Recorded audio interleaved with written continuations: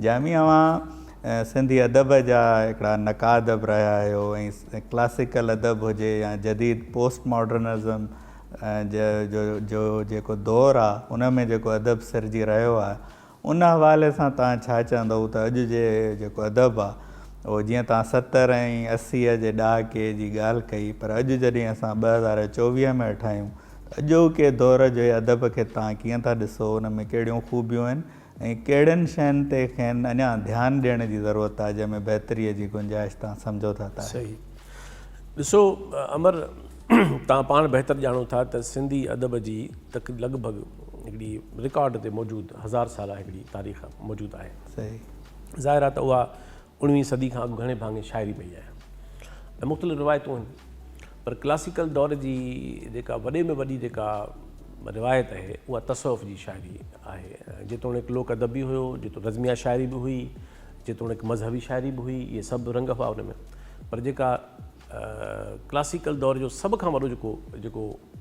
रंग आहे ग़ैर मामूली उहो तसव्वुफ़ जी शाइरी में ऐं उनजो सभ खां वॾो हिकिड़ो जेको उरूज आहे उहो शाह लतीफ़ आहे। हाणे ज़ाहिर आहे त तसव्वुफ़ बुनियादी तौर ते ज़िंदगी जे सवालनि खे ईअं नथो खणे हक़ीक़त सां या हक़ीक़त पसंदीअ सां या हक़ीक़त शनासीअ सां जीअं जदीद दौर जे अदब खयों। इंसानी ज़िंदगी जा सुवाल उन ईअं उहो ज़ाहिर ख़्याल जी दुनिया आहे, तख़यल जी दुनिया आहे। इन करे उहा निहायत हसीन आहे, उन में जमालियात आहे, उन में तख़युल आहे, उन में हसीन ख़्याल आहिनि। ऐं शाह लतीफ़ जो कमाल हो त उन हिकिड़े ख़याली ऐं हिकिड़े आइडियलिस्टिक क़िस्म जे प्लेटो वारी जेको आइडियलिज़म आहे यानी हक़ीक़त खे ख़्याल सम्झणु ऐं ख़्याल खे हक़ीक़त सम्झणु, इन ज़मीन में बि शाह लतीफ़ कमाल करे छॾियो त हुन तसव्वुफ़ जे फ़िक्र खे ज़िंदगीअ सां एॾो हमाहंग करे छॾियो ऐं उनखे एतिरो ज़िंदा फ़िक्र करे छॾियो जो उहो तव्हांखे जेको पाण चई त वखर सो वहा जो पए पुराणो न थिए। इहो ई सभु आहे त क्लासिकल दौर जो हिकिड़ो दौरु उन ते बाद में ॻाल्हाए सघूं तफ़सील सां। जदीद दौर जेको सिंधी अदब जो 19वीं सदी खां ॾिसूं था असां शाइरी में त ख़ासि तौर ते पोइ नसर में बि अफ़साने में कहाणी में ऐं ॿियनि समूरनि ग़ैर अफ़सानवी सिन्फ़ुनि में अदबी तनक़ीद में तहक़ीक़ में सभिनी शोबनि में ज़ाहिर आहे हिकिड़ो भरपूर दौरु आहे। हाणे जेको दौरु हो जेको दरअसल दुनिया में आयल नई निशात सानिया दुनिया में हिकिड़े नए नुक़्ते नज़र जंहिंखे तव्हां चओ था अकुली इनकलाब, age of reason, age of enlightenment ऐं उनजा नाला मुख़्तलिफ़ आहिनि ऐं सुजागी नई सुजागी जो दौरु उहो दरअसल छा हो? दरअसल नई सुजागी जो दौरु हो त अदब खे देवताउनि, ॾंद कथाउनि ऐं इख़्तिराह ऐं ख़्याल खां कढी हक़ीक़त सां जोड़िजे ऐं उन में बुनियादी हैसियत देवताउनि ऐं ख़ुदाउनि जे बजाए इंसान खे ॾिजे ऐं इंसान पंहिंजी बुनियादी क़ुवत हिकिड़े फ़र्ज़ी हिकिड़े डिवाइन रीज़न खे सम्झण जे बजाए पंहिंजे इंसानी इस्तदलाल ऐं पंहिंजे अकुल खे बुनियादी क़ुवत सम्झे ऐं पंहिंजे अहसास ते भाड़े पंहिंजे अहसास जो इज़हार करे। इन करे इन सॼे दौर ज़ाहिर आहे त हिकिड़ो अदब में सॼी दुनिया में हिकिड़ो नओं दौरु आणे छॾियो। उन दौर में सिंध बि दाख़िल थी। उहा ॿी ॻाल्हि आहे, सिंध खणी थोरो पोइ थी ऐं पर बहरहाल सिंध एतिरो देरि बि कोन कई। 19वीं सदी जो आख़िरी अधु ऐं 20वीं सदी त पूरी इन दौर जी आहे। त उन में सिंधी अदब उहे सभई मौज़ू हथ में खयां। हाणे तफ़सील वञिबो त तमामु घणी ॻाल्हि थी वेंदी। त शाइरी में तव्हां ॾिसंदव त अयाज़ साहब त ज़ाहिर आहे उनजो हिकिड़ो उरूज आहे पर अयाज़ साहब खां अॻु में बि तव्हां ॾिसंदव त गदाई आहे, किशन चंद बेवस आहे, ख़ुदि अयाज़ साहब जो उस्ताद खेलदास फ़ानी आहे, जतोई हैदर बख़्श आहे। हालांकि जतोई साहब जी खणी शाइरी जे अंदरि फ़नी मयार एतिरा खणी असां न बि ॾिसूं पर उहे पंहिंजे ज़माने में त वॾा ग़ैर मामूली मौज़ू हुआ तरक़ी पसंदी जा। इन करे हैदर बख़्श जतोई खे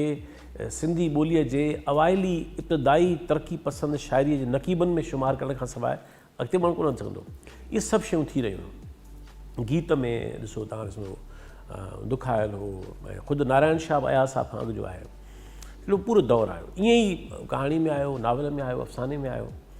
ऐं तनक़ीद में आयो, ग़ैर अफ़सानवी सिन्फ़ुनि में आयो, सवान हयात में आयो, तर्जुमनि में आयो, हिकिड़ो पूरो दौरु आयो। माना सिंधी अदब बि उन जदीद दौर में दाख़िल थियो जंहिं जदीद दौर नई दुनिया खे ॾिसण जी कोशिशि कई हुई नई अखि सां ऐं नई दुनिया पैदा करण जी, नई दुनिया जी तख़लीक़ ऐं तरवीज जे लाइ अदब पंहिंजो पाण वॾो किरदारु अदा कयो। त सिंधी अदब बि पंहिंजे समाज जी अॾावत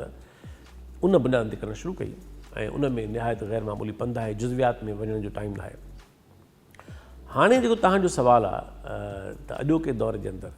हाणे अॼोको दौरु हिकिड़ो अॼोको दौरु मजमूई तरह, रुॻो सिंध जो सुवालु न आहे इहो अॼोको दौरु मजमूई तरह सॼी दुनिया में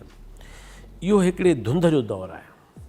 छाकाणि त क्लासिकल दौर खां जॾहिं दुनिया जदीद दौर में दाख़िल थी रही हुई त उहा शिफ्ट सवली हुई, छाकाणि त हिकिड़े ख़याली दुनिया खां हिकिड़े हक़ीक़त पसंदी जी दुनिया में दाख़िल थियण जो ज़मानो हो, ॾंद कथाउनि मां फैक्ट में दाख़िल थियण जो ज़मानो हो,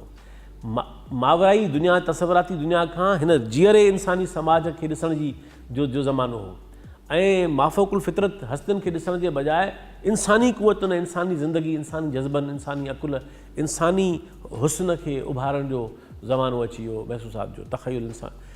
हाणे जेका पेचीदगी आहे अॼोके दौर जी, उन जो में सिंधी अदब खे बि मसइला साम्हूं दरपेश आहिनि ऐं दुनिया सॼी खे आहिनि। उहो कहिड़ो आहे त पोस्ट मॉडर्निज़म त थियो खणी थियोराइज़ेशन थी,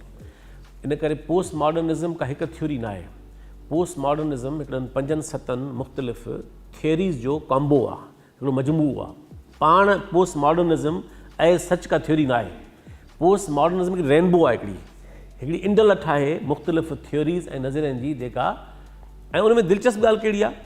त इहे जेके थियोरिफिकेशन आहे इहा सिचुएशन्स खां बाद जी पैदावार आहे, यानी सूरत हालूं पहिरीं ठही चुकियूं आहिनि ऐं उनखे अदबी नक़ाद या उनखे फ़लसफ़ी या उनखे पंहिंजे वक़्त जा समाजी साइंसदान ऐं मुफ़क्किर उनखे थियोराइज़ कनि था। सिचुएशन पहिरीं पैदा थिए थी ऐं उनखे थियोराइज़ बाद में कयो वञे थो। पर जेका पोस्ट मॉडर्निटी आहे, यानी हिकिड़े पासे उनखे थियोराइज़ करण जो अमल आहे जेको इल्मी आहे, फ़लसफ़ियाना आहे ऐं अदब सां उन तालुक़ु आहे, ॿिए पासे उहा सिचुएशन आहे जंहिंमें अॼोको इंसानु पंहिंजे ज़िंदगी जा सुवाल खणी जी रहियो आहे। हाणे उहे सुवाल हाणे ज़ाहिरा हिकिड़ी ॻाल्हि तय आहे त अदब वरी वापसि त कोन मोटी वेंदो ॾंद कथाउनि ॾे, अदब वापसि त कोन मोटी वेंदो वरी देवताउनि ऐं ख़ुदाउनि ॾे, अदब वापसि त कोन वरी मोटी वेंदो परिंदे जल परिंदे, अदब अलफ़ कोन मोटी वेंदो। अदब खे ज़िंदगी में ई पंहिंजे तख़लीक़त जो इज़हार करिणो आहे, इंसान सां वाबस्ता सुवालनि ऐं महसूसात ऐं अहसासनि ऐं हक़ीक़तुनि खे पेश करिणो आहे। त अॼोके दौर जो सुवालु अमर इहो आहे, वॾो अहम सुवालु इहो आहे त ॿ बुनियादी हासिलात हुयूं हिन जदीदियत जे सॼे दौर जो, मॉडर्निटी जेका आई, एज ऑफ रीज़न जेको आयो, इंसान खे मरकज़ी हैसियत हासिल थी तारीख़ में पहिरियों दफ़ो बतौर एपिस्टीम जे, अॻ में बि हुई फ़र्दनि किन जायुनि ते हुई, पर हिकिड़े पूरे दौर जो एपिस्टीम इहो हुजे, इहो पहिरियों दफ़ो थियो। इन में अदब आयो, इन में फ़लसफ़ो आयो, इन में सियासत आई, इन में इनकलाब आया, इन में मईशत आई, इन में घणा फ़िक्र सकाफ़त आई, इहे सभु सुवाल इन में आया। हाणे अॼोके दौर त ॿ शयूं हुयूं उनजो हासिल मेनली, इंसान जी मरकज़ी हैसियत ऐं इंसान जे अकुल जी मरकज़ी हैसियत, एज ऑफ रीज़न। हाणे छा आहे, हाणे जेका असां तव्हां हयाती गुज़ारियूं था, ख़बर पए थी त असां हिकिड़ी अहिड़ी सूरत हाल में हयाती गुज़ारियूं था जिते असां सानवी बणिजी विया आहियूं, बाज़ारूं अहम बणिजी वियूं आहिनि, औज़ार अहम बणिजी विया आहिनि, गैजेट्स अहम बणिजी विया आहिनि, टेक्नोलॉजी अहम बणिजी वई आहे, उहा अहम बणिजी वई आहे, मालूमात जी फरावानी अहम बणिजी वई आहे ऐं इन सॼे मईशत जो हे जेको सरमाएदाराना जेको पूरो वहिंवार आहे इहो अहम बणिजी वियो आहे। त हाणे इंसान जेका हज़ारनि सालनि खां पोइ पहिरियों दफ़ो बतौर एपिस्टीम जे ऐं बतौर हिकिड़ी हक़ीक़त जे पंहिंजी जेका हैसियत हासिलु कई हुई, उहा हैसियत पोस्ट मॉडर्निटी उन खां वरी खसे रही आहे। ऐं हीउ जेको इंसान जो जेको दौरु हो जंहिंमें हुन सम्झो त 15वीं सदी खां वठी यको 18वीं सदी ताईं 19वीं ताईं जेको हीउ जेको दौरु हुनखे गुज़ारियो, जंहिंमें हुन पंहिंजे अकुल खे बुनियादी ऐं पंहिंजे वजूद खे बुनियादी सुवाल पे सम्झो, पोइ उनजे अंदरि ज़ैली मसइला घणा आहिनि, रिवायतूं घणियूं आहिनि। हाणे अॼोको इंसानु जेका हयाती गुज़ारे रहियो आहे ऐं जेका गुज़ारणु वञी रहियो आहे, उन में हुनजो अकुल सानवी थी रहियो आहे।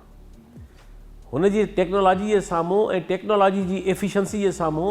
ऐं बाज़ारुनि ऐं मार्केट्स जे साम्हूं, हिकु कंज़्यूमरिज़म जे साम्हूं, हीउ जेको कुझु वहिंवार असांजी चौधारी हिकिड़ो ॼार पियो उड़े, उन में इंसान जो वजूद ऐं इंसान जे अकुल जो ऐं महसूसात जो जी हैसियत उहा घटिजी रही आहे। त नतीजे में ज़ाहिर आहे त इन हाणे अञा इहा शइ छंडिजी छाणिजी कंहिं जाइ ते न वञी बीठी आहे, जंहिंमें लॻे त हिकिड़े क्लासिकल दौर खां जीअं जदीद दौरु आयो हो तीअं जदीद खां पोस्ट मॉडर्न दौरु ठही बीठो आहे न, उहो हिकिड़ो ज़िंदा अमल आहे, ट्रांज़िशन जो दौरु, ट्रांज़िशन दट, ऐं उहा ट्रांज़िशन जेका आहे उहा सेटल न पई थिए, उहा ट्रांज़िशन हंधाइती कोन पई थिए, जाइती न पई थिए। इन करे हिकिड़ो डिसओरिएंटेड इंसानु अॼोके दौर में, तव्हां बस में वेठा आहियो, 10 माण्हू वेठा आहिनि, 20 वेठा आहिनि, हिक ॿिए सां कोन पिया ॻाल्हाइनि। घर में 7 भाती आहिनि त उहे 24 कलाकनि मां घणो टाइम हिक ॿिए सां ॻाल्हाइनि था, भेणूं भाइर हिक ॿिए सां घणो ॻाल्हाइनि था। क्लासरूम आहे, इंसानी ज़िंदगी जो को बि स्पेस खणो, ख़बर पए थी हा असां किन ॿियनि माण्हुनि सां राब्ते में आहियूं, वर्चुअल वर्ल्ड में आहियूं, पर रियल जेका वर्ल्ड आहे असांजे आस पास। त हाणे इहे सभु जेके सूरत हालूं आहिनि इहे ज़ाहिर आहे इंसान जे वजूद खे, इंसान जे अहसास खे, इंसान जे ख़्याल खे, इंसान जी कैफ़ियत खे, उन जे वजूदी सवाल खे नए सिर उभारे रही आहे। हाणे ज़ाहिर आहे त अदब उनजो को उपटार त कोन कंदो जीअं फ़लसफ़ी कंदो, फ़लसफ़ी उनखे तर्जुमो करे ॿुधाईंदो, फ़लसफ़ी उनखे एनालाइज़ कंदो, पर अदब छा कंदो? अदब पोर्ट्रे कंदो। अदब उहा सिचुएशन पैदा करे ॾेखारींदो त इहो इंसानु छा मां गुज़री रहियो आहे ऐं कीअं गुज़री रहियो आहे, ऐं पोइ ज़ाहिर आहे त अदब उनजो तर्जुमो बि कंदो, पर उहो कंहिं फ़लसफ़ी वांगुरु न कंदो, उहो हिकिड़े तख़युल ऐं ख़्याल ऐं अहसास जे तख़लीक़ी इम्तिज़ाज सां हिकिड़ी सूरत हाल उभारे कंदो। त इन करे मां सम्झां थो त इन सॼी सूरत हाल में सिंधी अदब जेको हमअसर सिंधी अदब आहे उहो पंहिंजा पंध करे रहियो आहे, उहो पंहिंजा रस्ता ॻोल्हे रहियो आहे, उहो पंहिंजे हाणे उहे ज़ाहिर आहे ईअं चिटा तव्हांखे न मिलंदा। मिसाल तौरु जेकॾहिं तव्हां वञो 60 ॾहाके में, 50 ॾहाके में, उनखां पहिरीं जा ॾहाका, बाद जा ॾहाका, तव्हांखे ॾहाकनि जा उभरियल रुझान मिलनि था,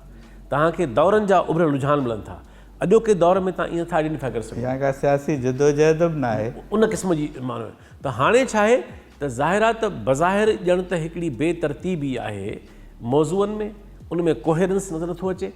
इहा इनकोहेरेंस को अदीब जी ग़लती न आहे, उहा इनकोहेरेंस उन दौर जी पैदा कयल आहे जंहिंमें अदीब ऐं तख़लीकार ऐं शाइर बि ज़ाहिर आहे त पंहिंजी तख़लीक़ करे थो। पर मां इहो सम्झां थो त सिंधी अदब हिकिड़ो, सिंधी समाज पंहिंजे समूरनि ख़राबियुनि ऐं कमज़ोरनि जे बावजूदि, ऐं सिंधी अदीब ऐं तख़लीकार शाइर उहे पंहिंजे समूरनि पंहिंजे जेके बि लिमिटेशन्स हुन जूं आहिनि उनजे बावजूदि उहो हिकिड़ो ज़िंदह समाज आहे ऐं ज़िंदह अमल आहे तख़लीक़ी, जेको पंहिंजे दौर जे सवालनि खे एड्रेस करे रहियो आहे। हा, उन में तजुर्बाती दौरु आहे, मिसाल नाविल तमामु घणो लिखिजी रहियो आहे, पर हाणे सुवाल इहो आहे त इन में नाविल घणा आहिनि, इन में रियल नाविल घणा आहिनि, या इन मौज़ू कहिड़ा आहिनि, या उन नाविल जे फॉर्म ऐं कॉन्टेंट जे अंदरि कहिड़ी अंदरि लिकियल दुनियाऊं आहिनि। इन ते गुफ़्तगू थी सघे थी, इन ते बहस थी सघनि था, इन ते इतफ़ाक़ इख़्तिलाफ़ थी सघनि था। ईअं शॉर्ट स्टोरी आहे, अॼुकल्ह शॉर्ट स्टोरी जे भेट में नावल वधीक पियो लिखियो वञे, ऐं ग़ैर अफ़सानवी सिन्फ़ुनि जो दौरु पूरी दुनिया में वधीक उभरियो आहे, त सिंधी अदब में बि उहो वधीक तेज़ी सां उभरी रहियो आहे। ख़ाका नवीसी, सफ़रनामा, आतमकथाऊं, इहे सभु जेके सिन्फ़ूं आहिनि इहे बि हिते असां वटि हाणे उभरी रहियूं आहिनि। पर मजमूई तरह मां सम्झां थो त अॼोके दौर खे इन अंदाज़ सां ॾिसण त सेटल्ड दौरु हुजे जंहिंजा के उभरियल ऐं ख़ासि रुझान हुजनि, ईअं अॼोके दौर में ॾुखियो आहे उनखे ॾिसणो पवंदो त हीउ समाज हिकु किथे वञी थो ॿिए किथे। हीउ मुंहिंजे लाइ सुवाल इहो अहम आहे, ज़ेली सभिनी सुवालनि खां पासीरो थी, त हीउ समाज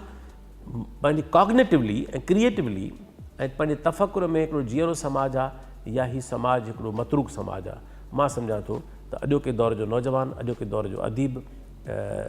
लिखी रहियो आहे, उहो सोचे रहियो आहे, उहो महसूसु करे रहियो आहे। हाणे उहो तजुर्बाती तरह कहिड़े तख़लीक़ जे मक़ाम ते आहे, उहो ज़ाहिर आहे त